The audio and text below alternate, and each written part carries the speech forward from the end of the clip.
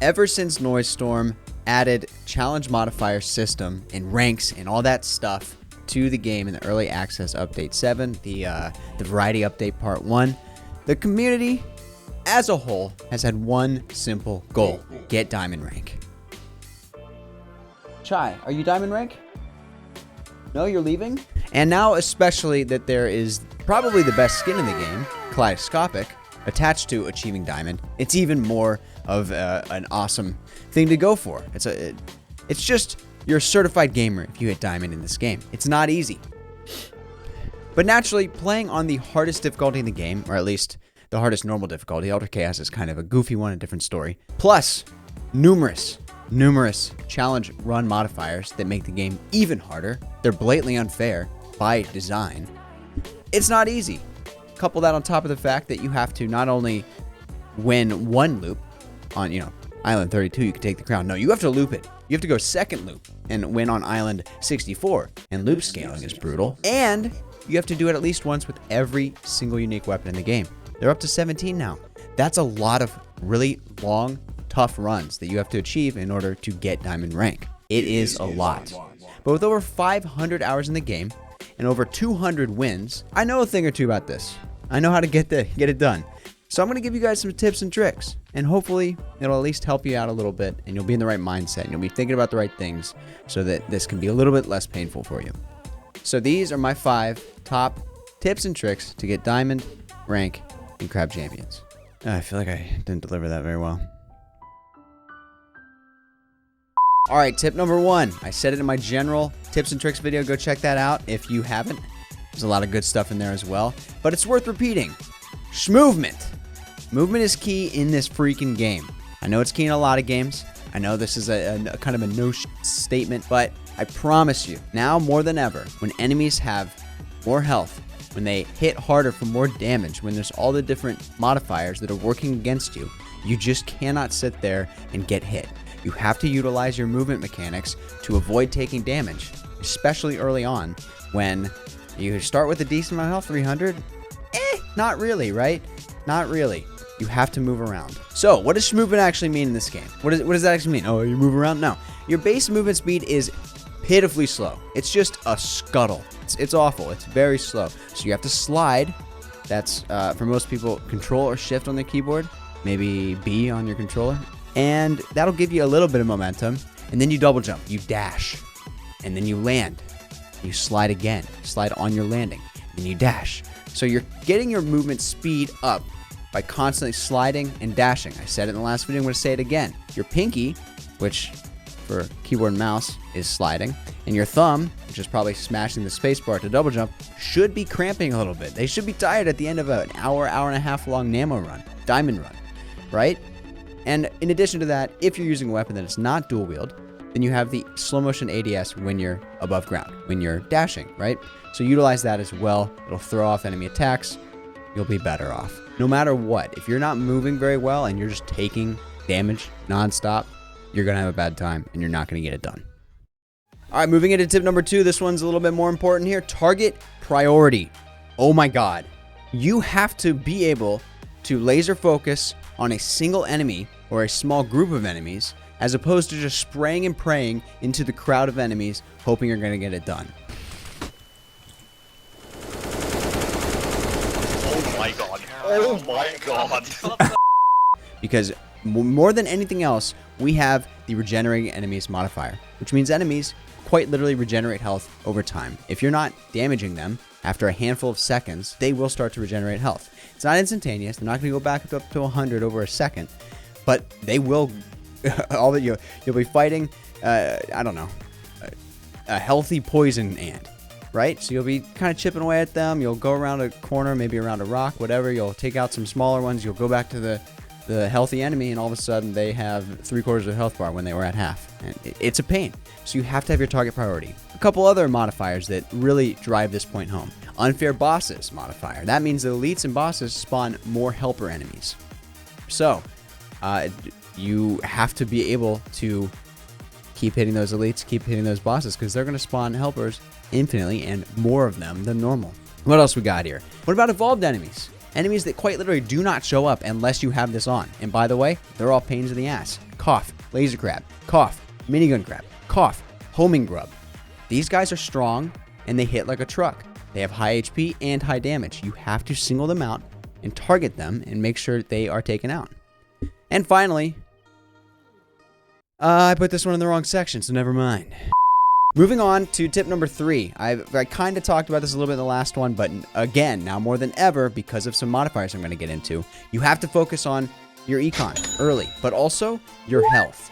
Both of these, which is tough, because you also, by the way, need to get your damage per second up. You have to have a good build, but you can't do that if you have no money to buy stuff at shops and have no health and just get...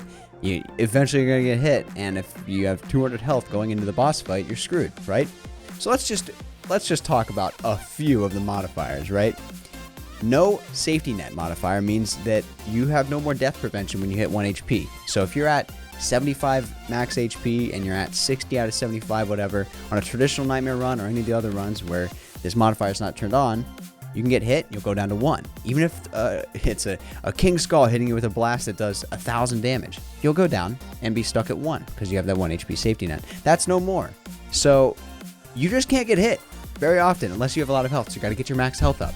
I typically was thinking a solid 800, 900, maybe 1,000 going into the first boss fight, and you better be over 2,000 or 3,000 for your last boss fight of these runs. You have to focus on health. And another modifier that deals with health, limited heals. This means that all healing is reduced by 33%. So even when you do get heals, let's say you're focusing on health, but you're only getting healing items like Regenerate or whatever, it's 33% worse. Effectively 66% of its original strength. 67, whatever. That's brutal. Makes it harder. Then we got to move on to the econ side, because you can buy hearts at the shop. You can buy some items at the shop, right? RNG is RNG. Sometimes you get screwed over by portals, but at least at the shop you have the option to buy it out, reroll it, buy it out again, use the totems. Enhancement totem, extremely important now, right? Locked slots modifier means that you'll be paying to unlock slots.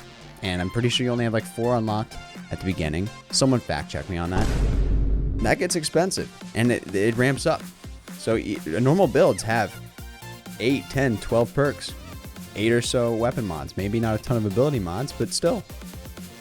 You're gonna need money. Also, expensive shops modifier means that all shop prices are doubled. Yeah, everything's harder. Everything's harder. Your health is freaking nerfed into the ground, and your econ's nerfed into the ground. So you have to find these items.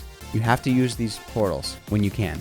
You can't only go for your weapon damage, because you're gonna slip up at some point. You're not gonna flawless the whole diamond run. I mean, yeah, sure, some of you out there will. Flappy, okay.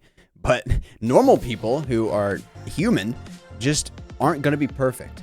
And you just can't run the risk of being one shot the entire run. So you gotta focus on health. And obviously econ helps as well, especially with how hard you get hit with these econ modifiers.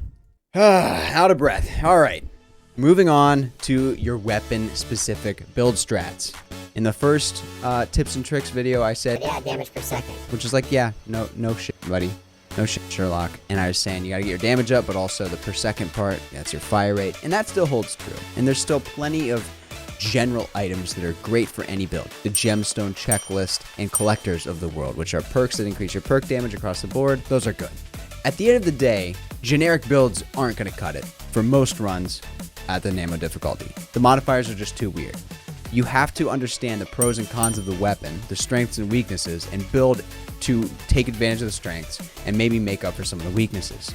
The sniper is a slow firing weapon that has a first person scope. And when you don't utilize the scope, the hip fire spread is pretty aggressive. You have to keep your distance, so play to that strength. Dual shotguns. I know this is obviously the inverse here, but it's important to say you're not going to be able to keep as much distance as you probably want with the dual shotguns. You have to barrel stuff a lot of things. So take items that help with the close range. What are some better examples though? Because yeah, the range is important, but what about like the flamethrower? You get fire shot level 1.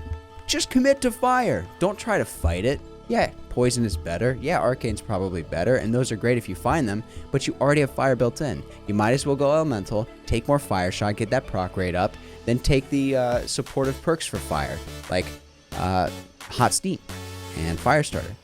And now there's the fire ring relic. Use the items that play into the advantage of the weapon. And I can't really get into every single weapon because there's 17 of them.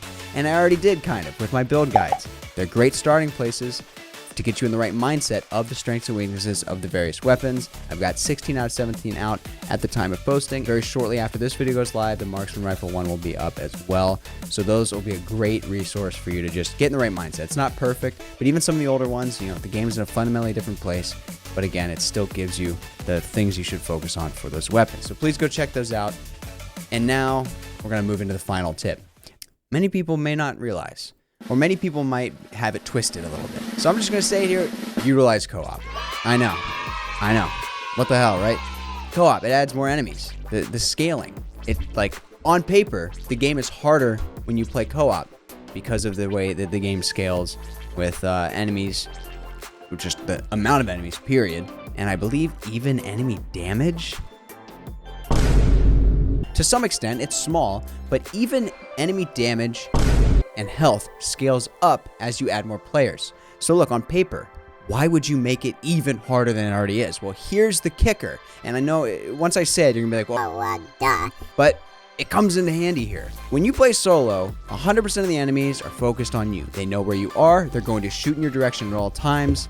They are just zeroed in, obviously, right? Co-op, all of a sudden, it's at the very least 50-50 split. If not sometimes, you know, if you're a 4-player in general, there's 25% of enemies going after each player. Obviously, it's not perfect like that, but do you see what I'm saying? You can get away with a lot more when you play in co-op. It's not as unforgiving. You can make mistakes. Your health doesn't have to be perfect because maybe someone else can be the guy who tanks it out and gets the win.